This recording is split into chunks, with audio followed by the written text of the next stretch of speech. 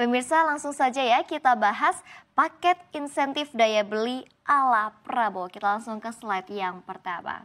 Hari pertama perdagangan bulan Juni 2025, kita mendapatkan kabar buruk yang semakin menunjukkan kondisi ekonomi tidak baik-baik saja.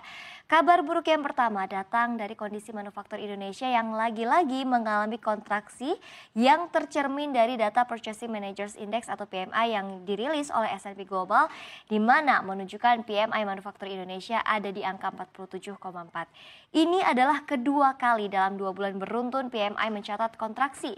Sebagai informasi pemirsa, PMI menggunakan angka 50 sebagai titik mula, kemudian jika di atas 50 artinya dunia usaha sedang dalam fase ekspansi. Sementara jika di bawah itu artinya kontraksi. Kabar buruk yang kedua yakni pertumbuhan ekonomi Indonesia pada kuartal 1 2025 yang hanya melaju sebesar 4,87% secara tahunan atau year on year. Angka ini menurun jika dibandingkan dengan kuartal 4 2024, alhasil ekonomi Indonesia terkontraksi 0,98% pada awal tahun ini.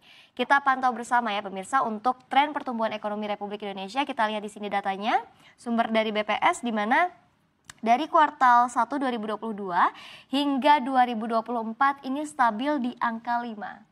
Kalau memang kita perhatikan bersama sempat menurun sedikit di kuartal ketiga di tahun 2023 yakni di angka 4,94, tapi kemudian di kuartal berikutnya di kuartal 4 2023 ini ada kenaikan kembali ke angka 5. Dan kalau kita perhatikan bersama ini pelemahannya sudah mulai terasa di kuartal ketiga 2024 di mana saat itu pertumbuhan ekonominya sebesar 4,95, kemudian di kuartal 4 2024 ini sebesar 5,02 dan kembali turun di kuartal 1 2025 sebesar 4,87. Kesimpulannya adalah tren pertumbuhan ekonomi Indonesia menunjukkan perlambatan sejak pertengahan 2024 hingga awal 2025. Hal ini disebabkan oleh kombinasi faktor domestik dan juga global, termasuk penurunan konsumsi rumah tangga, ketidakpastian global, dan juga tekanan pada nilai tukar. Pemerintah perlu mempertimbangkan langkah-langkah stimulus tambahan nih untuk mendorong konsumsi dan juga investasi guna menjaga momentum pertumbuhan ekonomi. Selanjutnya datang dari Badan Pusat Statistik kembali yang mengumumkan deflasi 0,37% begitu ya pada Mei 2025. Secara tahunan artinya inflasi sebesar 1,6%. Perlambatan ini lebih buruk jika dibandingkan dengan konsensus pasar yang dihimpun oleh CNBC Indonesia dari 10 institusi. Kemudian kabar buruk yang terakhir adalah penurunan signifikan surplus neraca perdagangan periode April 2025 yang tercatat surplus sebesar 150 juta US dollar.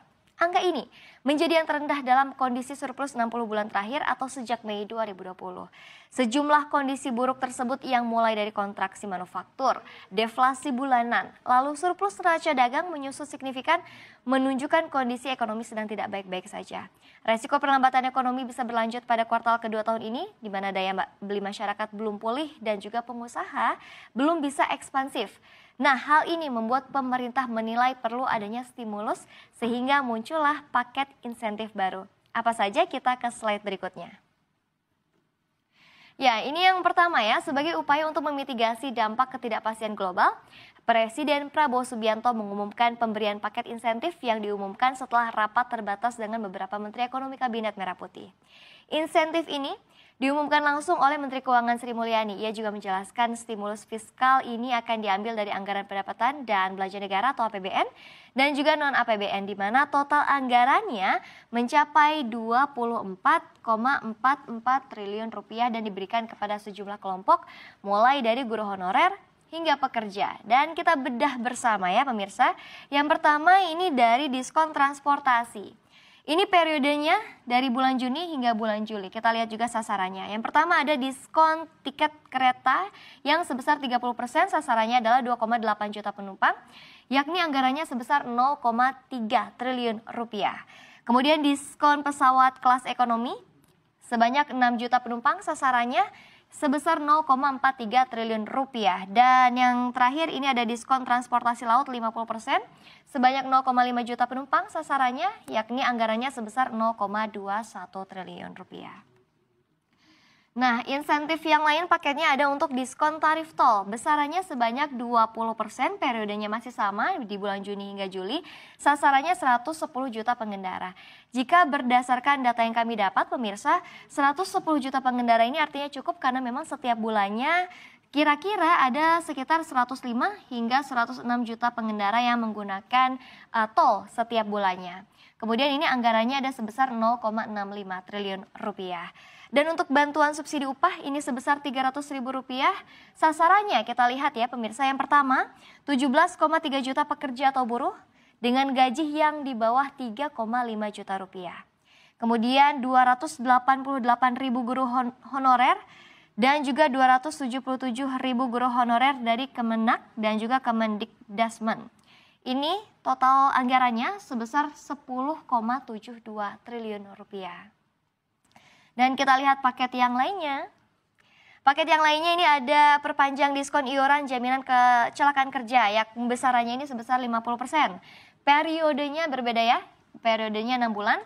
Sasarannya yakni untuk 17,3 juta pekerja sektor padat karya, di mana anggarannya sebesar 0,2 triliun rupiah. Dan tambahan kartu sembako sebesar Rp200.000 per bulannya, periodenya Juni hingga Juli, kemudian ini sasarannya sebesar 18,3 juta keluarga penerima manfaat. Dan anggarannya cukup besar pemirsa, yakni sebesar 11,93 triliun rupiah. Kemudian juga ada bantuan pangan sebesar 10 kg beras per bulannya. Nah, tapi dari paket-paket ini ada satu yang ternyata tidak muncul, yakni diskon tarif listrik. Kita ke slide selanjutnya. Ya, rencana pemerintah ya untuk memberikan diskon tarif listrik sebesar 50%. Ini cukup membantu ya bagi para ibu-ibu di rumah. Pada periode Juni hingga Juli 2025 ternyata resmi dibatalkan. Diskon listrik yang sebelumnya masuk dalam rancangan stimulus ekonomi nasional terpaksa dicoret dari daftar kebijakan. Menteri Keuangan Sri Mulyani mengungkapkan pemerintahan Presiden Prabowo Subianto akhirnya hanya akan menggulirkan 5 paket stimulus ekonomi. Keputusan ini diambil setelah mempertimbangkan resiko pelemahan ekonomi nasional yang dipicu oleh tekanan global.